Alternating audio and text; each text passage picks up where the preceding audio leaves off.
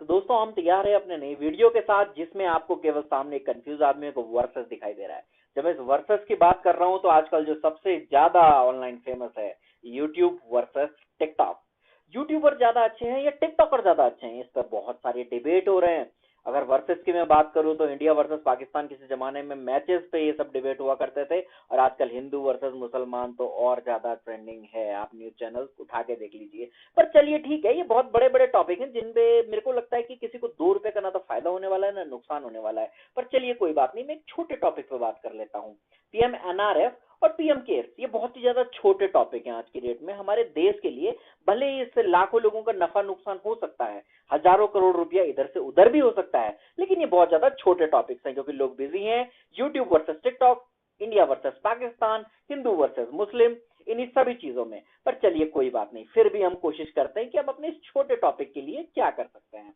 तो सबसे पहले अगर मैं पीएम एनआरएफ की बात करूं तो prime minister national relief fund, जिसको कि केवल 3 शब्दों में समझा जा सकता है। प्राइम मिनिस्टर जवाहरलाल नेहरू ने इसको शुरू किया था, 1948 में शुरू किया था। और शुरू किस लिए किया था? डिप्लेस्ड पर्सन फ्रॉम पाकिस्तान, जो भी लोग पाकिस्तान से इंडिया आए थे उस जमाने में, कि वो यहाँ पर कैसे रह पाएंगे, कैसे सरवाइव कर पाएंगे, इसको देखते हुए ये शुरू किया गया था। आगे चल के इसके काफी अलग अलग यूजेस भी हुए।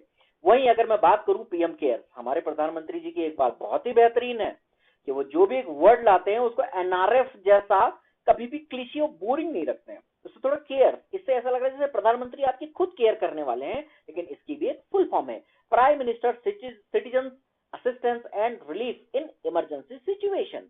तो जैसा कि आपको पता है कि आजकल हमारे देश में एक नई इमरजेंसी सिचुएशन आई हुई है, पर इसको भी आप 3 वर्ड्स में ही समझ सकते हैं कि इसके प्राइम मिनिस्टर नरेंद्र मोदी ने स्टार्ट किया है। 20 मार्च ऑफ 2020 को इसे स्टार्ट किया गया, और कोविड-19 कोरोना सबसे ज्यादा ट्रेंडिंग वर्ड आज की डेट में जो है, उसके लिए इसको स्टार्ट किया गया था। अब देखिए कुछ छोटी छोटी बातें हैं जो कि इसमें बहुत ज्यादा सेम है, उसके बारे में पहले हम बात कर लेते हैं। ये दोनों के दोनों फंड्स हैं जिसका कि चेयरमैन प्राइम मिनिस्टर पहले भी था, प्राइम मिनिस्टर अभी भी है, यानी पीएम एनआरएफ या पीएम केयर्स, दोनों के चेयरमैन प्राइम मिनिस्टर ही हैं। दूसरा, tax reduction under section 80G, जो हमारा टैक्स रिडक्शन है, यानी कि अगर आप कुछ भी इसमें दान करते हैं तो वो आपके टैक्स रिडक्शन के अंडर में आएगा, यानी आपको टैक्स में छूट दी जाएगी 80G के अंदर। नो फाइनेंशियल गवर्नमेंट सपोर्ट, ये दोनों ही ट्रस्ट ऐसे हैं जिसमें कि गवर्नमेंट कोई भी फाइनेंशियली सपोर्ट नहीं करती है, यानी कि ट्रस्ट में कोई भी पैसा गवर्नमेंट के द्वारा नहीं डाला जाता है, बल्कि लोग जो इसमें दान करेंगे वही पैसा आगे यूज किया जाएगा। और both are trust, most importantly कि ये अलग से ट्रस्ट बनाया गया है, ये कोई गवर्नमेंट ऑर्गेनाइजेशन नहीं है। और जब भी कोई ट्रस्ट होता है तो उसमें कुछ ट्रस्टी और कुछ मेंबर्स होते हैं, जिसके बारे में मैं आपको आगे बताने वाला हूं। सबसे पहले कि प्राइम मिनिस्टर कमेटी, यानी कि इस ट्रस्ट में कौन कौन लोग होते हैं, तो इसमें होता है प्राइम मिनिस्टर ऑफ इंडिया, उसके अलावा होते हैं भारत के डेप्यूटी प्राइम मिनिस्टर और मिनिस्टर ऑफ फाइनेंस।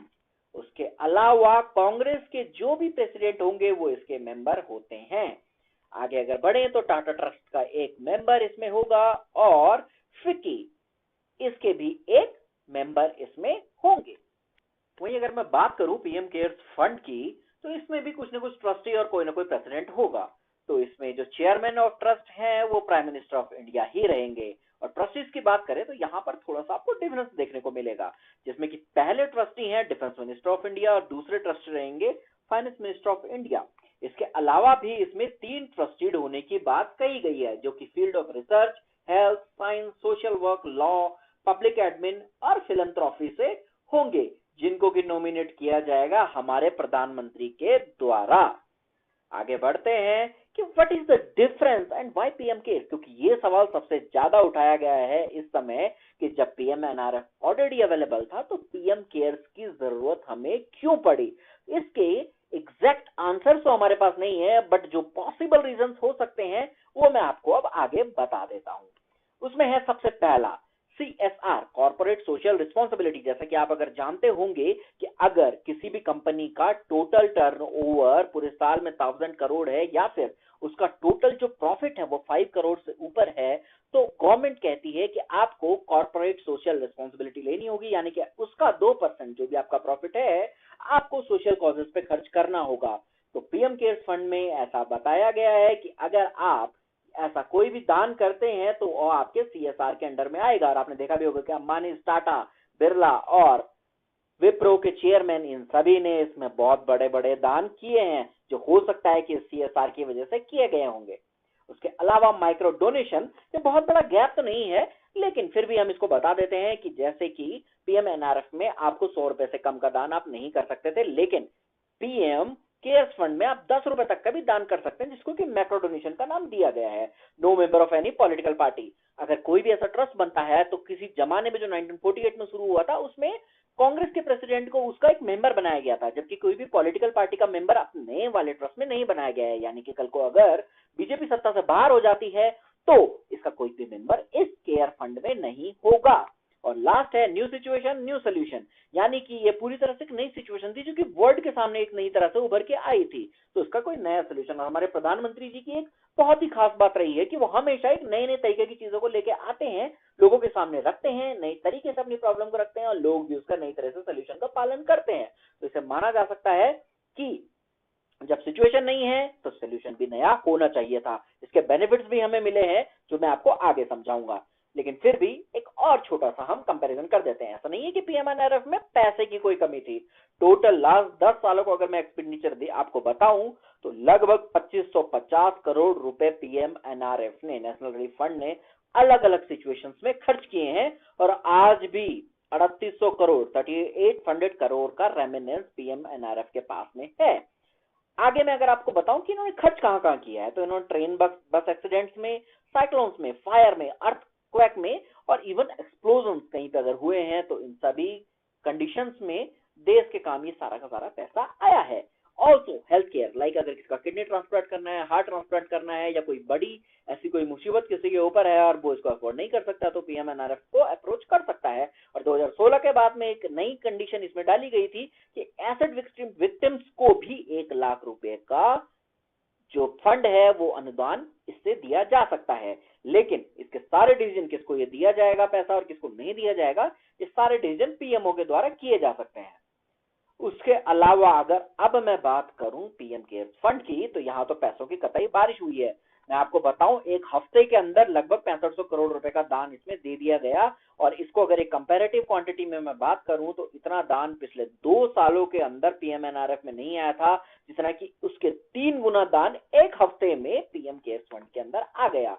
ट्रस्टीज जो होंगे इसके, जो कि 3 अभी तक नॉमिनेट नहीं हुए हैं, हालांकि नहीं क्लियर है कि कौन कौन इसके ट्रस्टी होंगे, लेकिन जो 2 अभी हमारे पास हैं, लाइक फाइनेंस मिनिस्टर और डिफेंस मिनिस्टर, ये सब मिलके ये डिसाइड करते हैं कि ये पैसा कहां पे खर्च होना है। हालांकि अभी भी मैं आपको क्लियरली बता दूं कि ये क्लियर नहीं है कि ये पैसा कहां कहां खर्च हुआ है, या फिर अभी तक भी कोविड-19 में इसको कितना खर्च किया गया है। Auditor will be nominated by trustee, auditor भी जो है इसके ट्रस्टी से नॉमिनेट होंगे। हालांकि जो पहले हमारे पास PNRF फंड था उसका भी कोई गवर्नमेंट जो ऑडिटर्स हैं वो उसको ऑडिट नहीं करते थे, ये पहले भी ऐसे ही था, लेकिन नए वाले में अभी तक क्लियर नहीं है कि कौन इसको ऑडिट करेगा।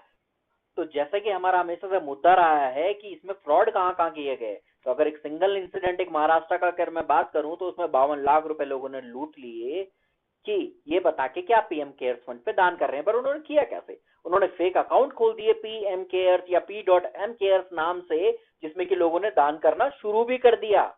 उसके अलावा फ्रॉड बैंक अकाउंट, जो कि सामने आपको नंबर दिखाई दे रहे हैं, ऐसे अकाउंट्स खोल दिए गए यूनियन बैंक और PNB में। आगे चल के उन्होंने फेक वेबसाइट तक बना दी हैं और फेक UPI ID भी बनाई गई हैं, लेकिन ये खाली इंसिडेंट रिकॉर्डेड है। इसके अलावा भी मेरे सारे जो सामने दिखाई दे रहे हैं, हो सकता है कि अभी भी ऐसे फ्रॉड चल रहे होंगे। तो इससे बचने के लिए आपको क्या करना है, जैसे कि हम आपको हमेशा बताते आए हैं, must know menu for PM care fund, यानी हमारा मस्ट नो मेन्यू क्या कहता है। सबसे पहली बात कि अगर आपको ये सारी बातें जानने के बाद लगता है कि PMNRF बेटर था, तो ऐसा कुछ भी नहीं हुआ है कि PMNRF को रिप्लेस कर दिया गया है PM केयर्स के द्वारा। PMNRF अभी भी रनिंग है, अगर आप चाहें तो इसमें दान कर सकते हैं। Be aware of fake UPI IDs, कभी भी किसी फेक UPI ID पे कुछ भी दान मत कीजिए। जो करेक्ट UPI ID है PM केयर्स फंड की वो है PMCARES@SBI। Always check registered account name, which is PM space CARES। और डिटेल्स को जानने के लिए सबसे अच्छा जो साधन है वो है वेबसाइट, यानी PM केयर्स की वेबसाइट, जो कि है pmcares.gov.in, यानी pmcares.government.in।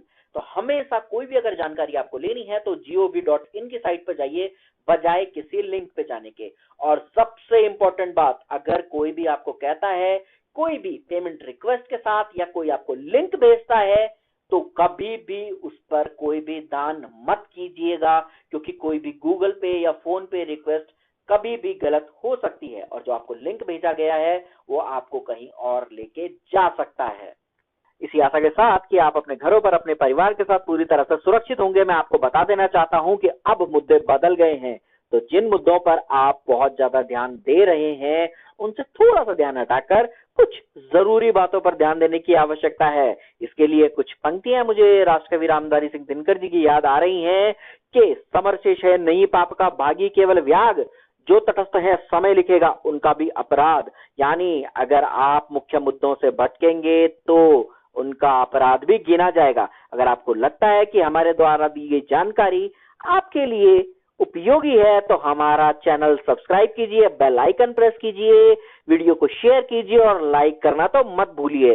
और मस्ट नो मेन्यू आपके लिए ऐसी जानकारी लेकर आता रहेगा। और अगर आपको लगता है कि हमारे द्वारा दी गई जानकारी में कुछ और ज्यादा बदलाव किए जा सकते हैं या और बेहतर किया जा सकता है तो कमेंट सेक्शन में अपने सुझाव देना मत भूलिए।